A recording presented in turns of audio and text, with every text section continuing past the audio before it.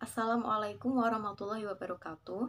Yang terhormat Bapak Uli Nuha MSI selaku dosen pengampu mata kuliah Manajemen Bisnis Islam serta teman-teman yang kami banggakan. Di sini kami dari kelompok 12 yang beranggotakan Ervin Selviana, NIM 42, Karnela Ifada Umah, NIM 55, Muhammad Firman Nur, NIM 64, dan Muhammad Khairul Anam, NIM 78, akan mempresentasikan hasil diskusi kami mengenai globalisasi dan daya saing bisnis Islam. Materi yang pertama akan disampaikan oleh Muhammad Firman Nur. Kepadanya kami persilahkan. Materi yang pertama adalah tentang globalisasi. Yang pertama, pengertian tentang globalisasi. Jadi globalisasi merupakan suatu fenomena khusus dalam peradaban manusia yang bergerak terus-menerus dalam masyarakat global dan merupakan bagian dari proses manusia global itu.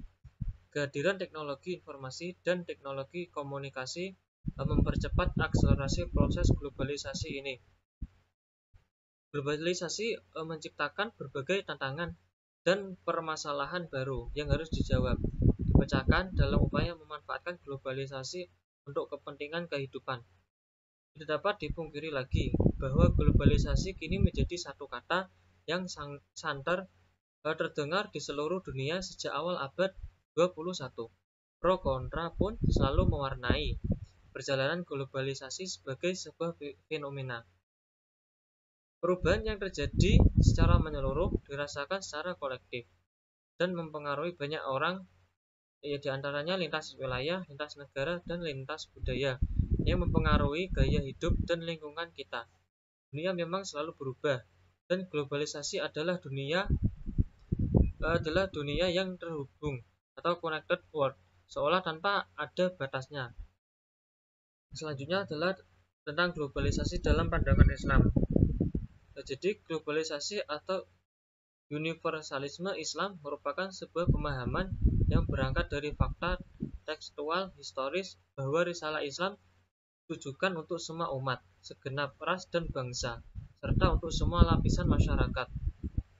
Ia bukan risalah untuk bangsa tertentu yang beranggapan bahwa dialah bangsa yang terpilih, dan karenanya semua manusia harus tunduk kepadanya, meskipun pada awalnya berada di dalam satu tubuh suatu bangsa, sekelompok bangsa, atau hanya sekelompok individu. Ia adalah satu dalam arti bahwa ia meliputi seluruh manusia.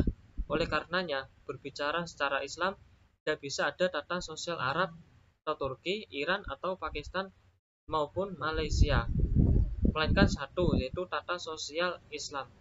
Walaupun tata sosial bermula dari negeri atau kelompok tertentu. Sekian dari saya. Selanjutnya akan disampaikan oleh saudari Ervin Selviana. Waktu dan tempat saya persilakan. Di sini saya akan melanjutkan presentasi ke materi yang kedua, yaitu tentang dampak globalisasi ekonomi bisnis. Ada dua dampak yang akan terjadi, yaitu dampak positif dan dua yaitu dampak negatif. Yang pertama yaitu dampak positif, yaitu adanya produksi global dapat ditingkatkan. Yang kedua yaitu meningkatkan kemakmuran masyarakat dalam suatu negara. Yang ketiga yaitu meluaskan pasar untuk produk dalam negeri. Yang keempat yaitu dapat memperoleh lebih banyak modal dan teknologi yang lebih baik. Dan yang terakhir yaitu menyediakan dana tambahan untuk pembangunan ekonomi. Sedangkan dalam dampak negatif yaitu yang pertama menghambat pertumbuhan sektor industri, yang kedua yaitu menghambat pertumbuhan sektor sektor keuangan semakin tidak stabil, dan yang terakhir yaitu memperburuk prospek pertumbuhan ekonomi jangka panjang. Assalamualaikum warahmatullahi wabarakatuh.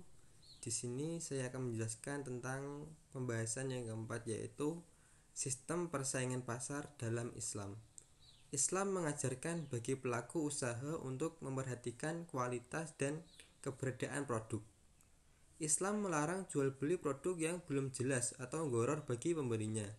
Islam menghendaki perdagangan yang berlangsung dengan bebas dari distorsi. Hal ini bertujuan untuk memelihara unsur keadilan semua pihak, dan Islam mengatur agar persaingan di pasar dilakukan secara adil. Persaingan dan globalisasi adalah sesuatu yang mesti dihadapi. Untuk menghadapinya diperlakukan kekuatan atau daya saing, terutama dalam bidang produksi termasuk perniagaan. Antara lain sebagai berikut. Yang pertama, daya saing harga. Yang kedua, daya saing kualitas. Dan yang ketiga, daya saing marketing. Yang keempat, daya saing jaringan kerja atau networking. Mekanisme pasar yang islami menurut Ibnu Taimiyah haruslah memiliki kriteria-kriteria berikut. Yang pertama, orang-orang harus bebas untuk masuk dan keluar pasar.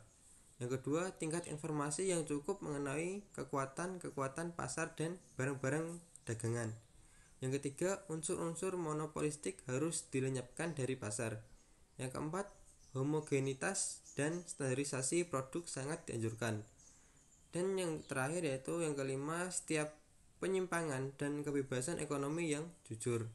Mungkin sekian dari penjelasan saya, kurang lebihnya saya mohon maaf. Selebihnya saya kembalikan kepada moderator.